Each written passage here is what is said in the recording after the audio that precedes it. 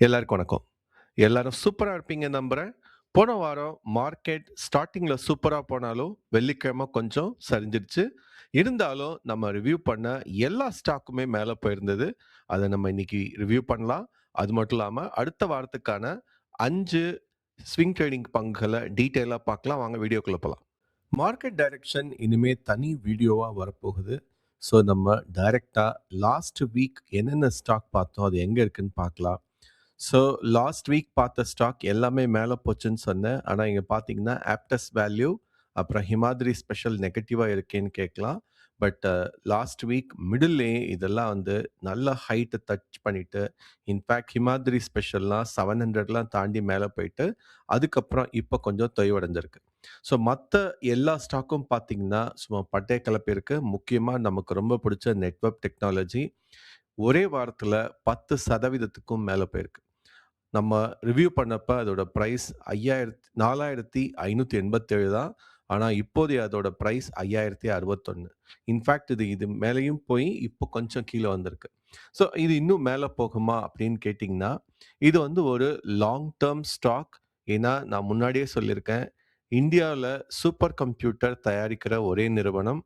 NVIDIA முதற்கொண்டு order குடுக்கிற ஒரே நிறுவனம்.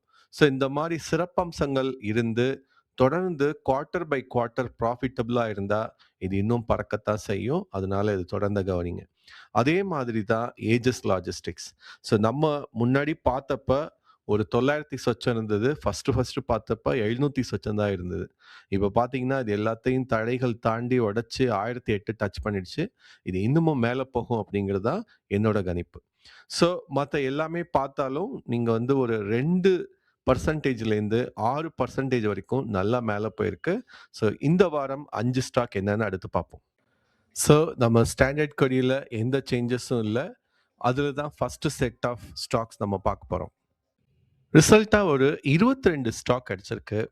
இதுல TRIL ரொம்ப சூப்பரா வால்யூம் ஸ்பைக் இருந்தாலும், ரொம்ப வொலடைலான ஒரு ஸ்டாக்கா இருக்கு. ஸோ இத வந்து நம்ம மண்டே எப்படி அதோட ரெக்கவரி இருக்கு, பிரைஸ் ஆக்ஷன் எப்படி இருக்குன்னு பார்த்துட்டு தான் நம்ம என்டர் பண்ணலாம். அதனால இத வந்து ஒரு ஒரு அவுட்லயரா நான் நினைக்கிறேன். அதனால இத அவாய்ட் பண்ண போறேன். மத்த ஸ்டாக்ஸ்ல நான் என்ன செலக்ட் பண்ண போறேன்னு சொல்றேன். அது மட்டும் இல்லாம ஒரு 2 ஸ்டாக் 70 RSIக்கு மேல செலக்ட் பண்ண போறேன். 3 ஸ்டாக் மட்டும் தான் RSI 70க்கு கீழ, 40க்கு மேல. ஃபர்ஸ்ட் ஸ்டாக்கே என்ன இவ்ளோ காஸ்ட்லியா இருக்கே அப்படின்னு சொல்லாதீங்க. நம்ம ரிவ்யூ பண்ண ஸ்டார்ட்டிங்லேருந்து பாருங்க. கிட்டத்தட்ட ரூ. 3000லேருந்து நம்ம ரிவ்யூ பண்ண ஆரம்பிச்சோம். இன்னைக்கு ரூ. 5500. அதாவது 1 வருஷத்திலேயே இந்த ஸ்டாக் மோர் தென் டபுள் ஆயிடுச்சு. இது இன்னும் கூட மேல போறதுக்கு தான் வாய்ப்பு இருக்கு. ஸோ இப்போதைக்கு ஸ்விங் ட்ரேடிங் பாயிண்ட் ஆஃப் வியூல இது எவ்வளோ சீக்கிரமா இந்த 5634 டச் பண்ணும் அப்படிங்கிறது தான் என்னோட ஃபோக்கஸா இருக்கு. அது கூடிய சீக்கிரம் நடக்கும். ஸோ இத வாட்ச் பண்ணுங்க. டெலிகாம் செக்டர்ல பாரதி ஏர்டெல் ரொம்ப பெரிய மார்க்கெட் ஷேர் இருக்கு. ஸோ இப்போ ஒரு நல்ல வால்யூம் பார்க்குறேன். எப்போதும் ஒரு 80 லேக்ஸ்லேருந்து 96 லேக்ஸ் வரைக்கும் போற வால்யூம் 1.6 crore மேல ஃப்ரைடே இருந்ததால, இது நிச்சயமா ஒரு பெரிய பையிங் இருக்குன்னு தோணுது. ஸோ இது இங்கேருந்து மூவ் ஆகி 2000 மேல கூடிய சீக்கிரம் போறதுக்கு வாய்ப்பு இருக்கு. அதனால அடுத்த வாரம் அது நடக்குதான்னு பார்க்க போறோம். இது வந்து 2வது முக்கியமான வாட்ச் லிஸ்ட் ஸ்டாக்.